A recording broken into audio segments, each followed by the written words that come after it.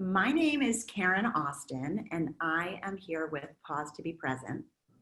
And I'm very excited and grateful to be here and to offer this class on mindfulness and self-compassion. And this is part of our weekly Pause to be Present mindfulness series here on Girls Night In Online. So as some of you may know, Pause to be Present is now a fully virtual meditation studio where we offer classes and guided meditations every day online. So if you enjoy the session, please join us for more. And you can check out the schedule on www.pausetobepresent.com, which I think is probably in the chat box. So I'm going to tell you just a little bit about me. I'm a meditation teacher as well as a certified positive psychology coach. And I'm also a writer covering topics mostly related to health and wellness. As far as my own meditation practice, I began exploring mindfulness meditation through my yoga practice, an activity I've been doing for over 25 years. And through yoga, I grew really interested in the mind-body connection and discovered how much placing our attention on the breath can have a profound impact on our mind and our body, and our ability to create space to think about how we will choose to move into the next moment. Alongside my yoga practice, I began learning to meditate about 10 years ago and started down this road of developing and deepening my practice. And for me personally, mindfulness has had a profound impact on my life and has helped me learn to regulate my emotions, to reduce my stress level, and to savor life's beautiful moments, small and large. It's really important to remember that starting or building a practice takes time, and it really helps to have consistency, even if it's for 1 minute a day. And just to know that it's a practice, just like learning an instrument or lifting weights to build up muscles in your biceps. Only with meditation, you're building the muscles in your brain. So if you were here with us last week, you heard Amy talk about mindfulness and sleep. And before that, she talked about stress and how mindfulness can reduce stress. And our first session was an introduction to mindfulness that was given by Cindy Osten.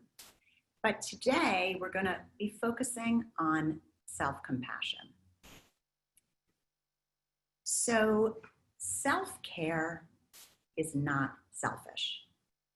In fact, you cannot effectively take care of other people if you don't take care of yourself. Remember those airline safety instructions. Put on your oxygen mask first so you can then help your children or others in need. It makes so much sense, and somehow many of us still struggle with the notion of self-care. There is a saying that my teacher often reminded us, and that is, give yourself permission to be human. To be human is to be imperfect. Self-compassion is one of the most powerful sources of strength, of coping, and resilience that we have available to us. So what I'd like to do is to invite you to get into a comfortable position, whether you're on a chair or a cushion, or if you feel more comfortable lying down, that's fine too. And we're going to do a meditation on self-compassion. So once you feel like you're in a comfortable place, you can gently close your eyes if that feels comfortable for you.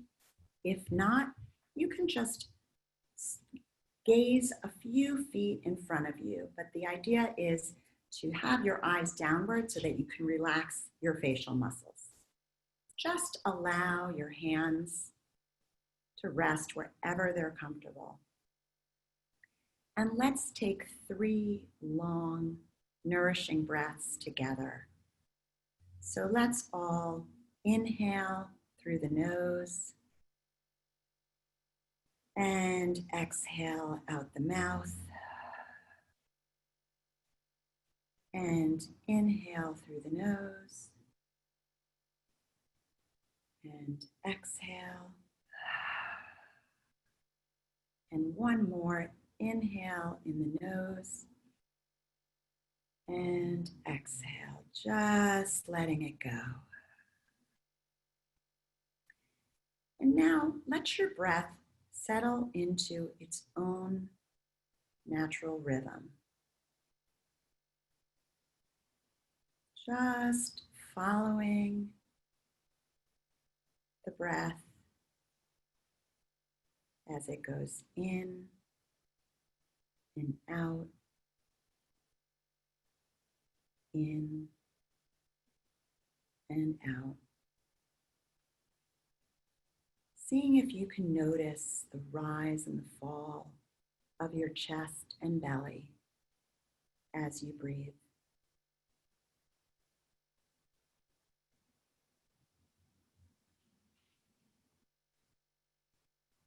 Turning our attention to the body. See if you can feel the weight of your body as it rests on the chair or on a cushion. Noticing any sensations, any pressure. Just letting your shoulders drop down, relaxing your jaw,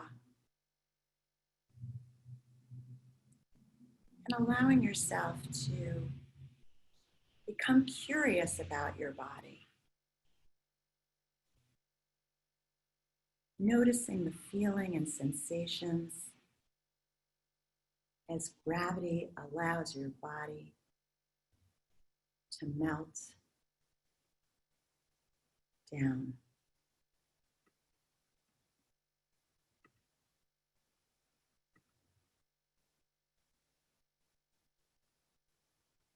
Relax any areas of tightness or tension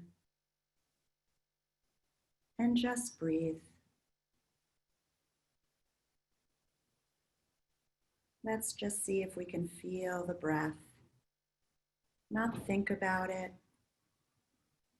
but just drop in and ride the waves of the breath as it moves in and out, in and out.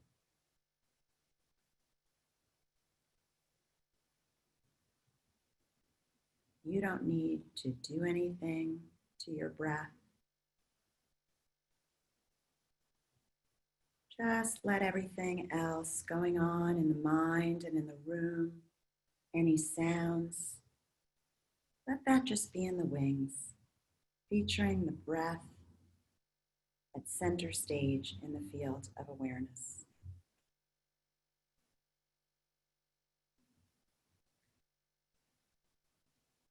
I'm going to invite you to get in touch with what's coming up right now for you emotionally, to see if you can allow yourself to pause and turn toward whatever it is that you're feeling. Perhaps you're feeling anxiety or stress or disappointment or fear or pain. See if you can turn toward whatever that emotion may be and validate it mindfully by acknowledging this is really hard. Just using any language that helps validate what you're feeling. We want to remember that we are not alone. We tend to get lost in our own struggles. So take a moment to connect with a sense of togetherness. Everyone at some point, in some way, experiences pain and suffering. This is part of the shared human experience.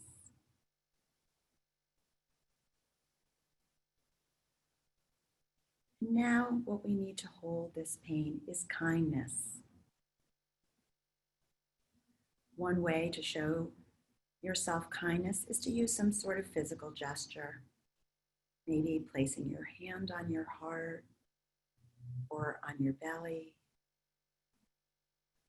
or holding your hands together. Just feeling the warmth and feeling the connectedness of the touch. It's a very powerful thing about touch, and it actually activates the parasympathetic nervous system, which slows our heart rate and calms the body.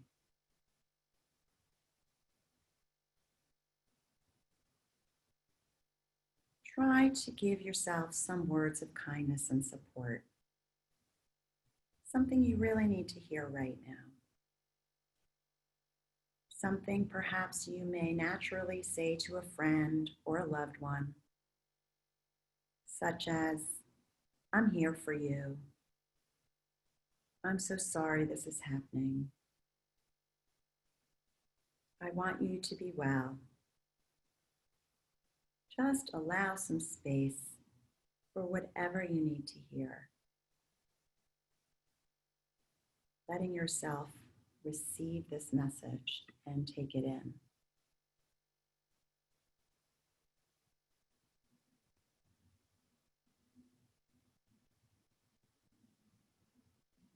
When you feel triggered by physical or emotional pain, you can use this self-compassion practice, which breaks the momentum of self-criticism and self-judgment.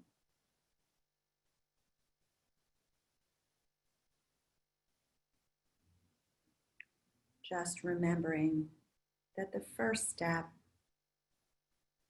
is to be mindful, to be aware of your suffering, your pain, your stress. Just to pause and check in. The second step is to remember that we are all human and we all mess up at different times, and we all feel a sense of anxiety and worry and pain and suffering at different times. We are in this together. And the third step is kindness and love. Offering yourself a physical gesture or words of support, or perhaps something else that comforts and soothes you, like a cup of tea, or connecting with someone who makes you feel good, or spending time in nature, whatever it is that serves and comforts you.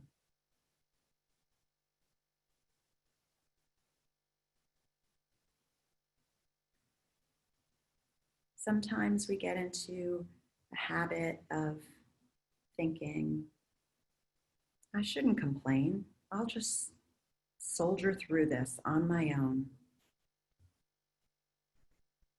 And this practice can help you realize that this is a strength or a coping resource, like a friend, and you can treat yourself the same way that you would treat a loving friend or child or family member.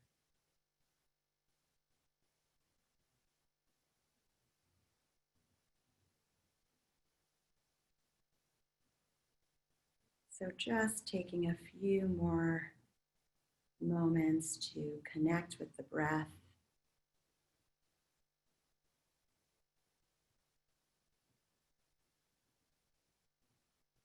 remembering that your breath is always with you.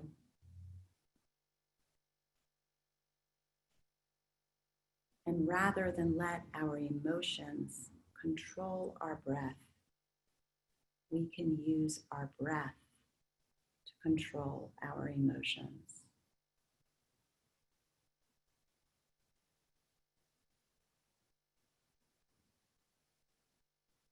Turning to the nourishment as we breathe it in, creating space and ease. And as we let it out, softening into the present moment.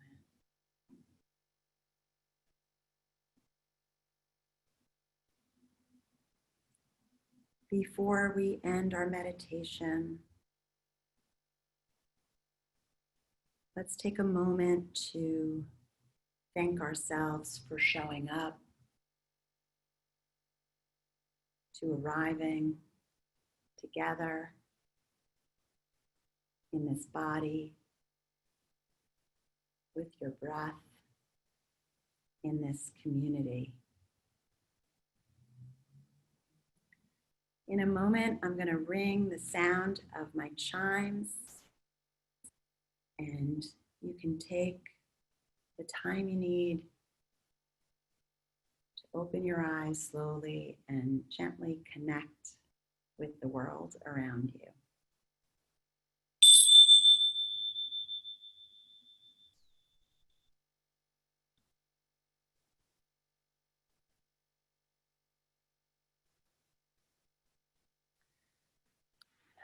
Welcome back, everyone. So thank you so much for being here.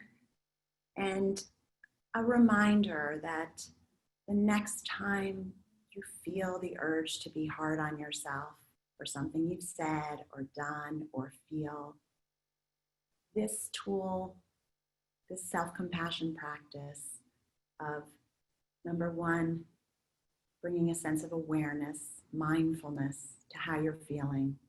Number two, remembering that you are part of shared common humanity and we all experience pain at different times.